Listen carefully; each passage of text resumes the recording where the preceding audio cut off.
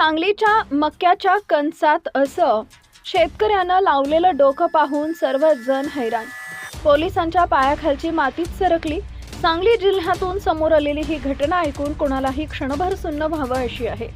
या मक्याच्या शेतामध्ये रात्री आणि दिवसा चालत असलेला हा प्रकार ऐकून तुमचंही डोकं फिरेल.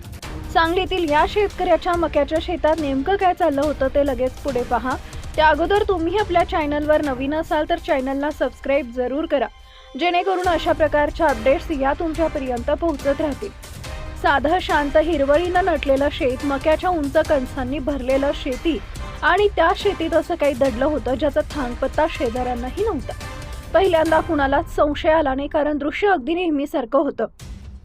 शेतात मका होता, बाजूला हत्ती गवत होतं आणि एक शेतकरी रोजच्या प्रमाणे काम करत होता. पण अचानक काही हालचाली वाढल्या. शेताच्या दिशेनं पोलिसांच्या गाड्या वळल्या.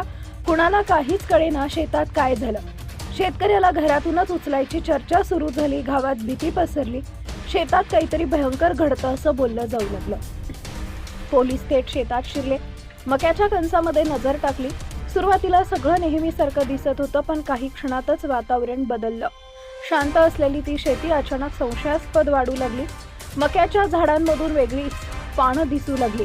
उंच, जाड, देठ पानांची रचना वेगळी, फुले आणि बोंड वेगळी. हत्ती गवताच्या पिकात तर दृश्य आणखीनच धक्कादायक होतं. 3 ते 7 फूट उंच झाड अगदी शिस्तबद्ध पद्धतीनं लावलेली होती. जणू एखादी वेगळीच पिकं. पोलिसांनी पाहणी वाढवली. शेतकऱ्याला तिथं ताब्यात घेण्यात आलं. चौकशी सुरू झाली आणि हळूहळू वास्तव समोर यायला लागलं. हे मक्याचं पीक नव्हतं. हे पीक हत्ती गवतातलंही नव्हतं. मक्याच्या कणसांमध्ये हत्ती गवताच्या आड लपवून वाढलेलं बेकायदेशीर पीक लोकांच्या नजरेत येण्यासाठी हे मुद्दाम अशा पद्धतीनं लावण्यात आलं होतं की वरण पाहिलं तर काहीच संशय येऊ नये. पोलिसांनी पंचनामा केला.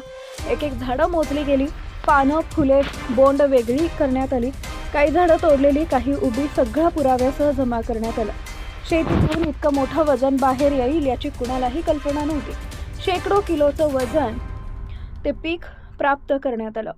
हळूहळू बातमी बाहेर आली आणि संपूर्ण महाराष्ट्रात खळबळ उडाली. कारण सांगली जिल्ह्यात तासगाव पोलीस ठाणे हद्दीत मक्याच्या आणि हत्ती गवताच्या शेतात गांजाची लागवड करण्यात आली होती. तब्बल सुमारे 150 किलो वजनाचा आणि अंदाजे 15 लाख रुपयांचा गांजा पोलिसांनी जप्त केला.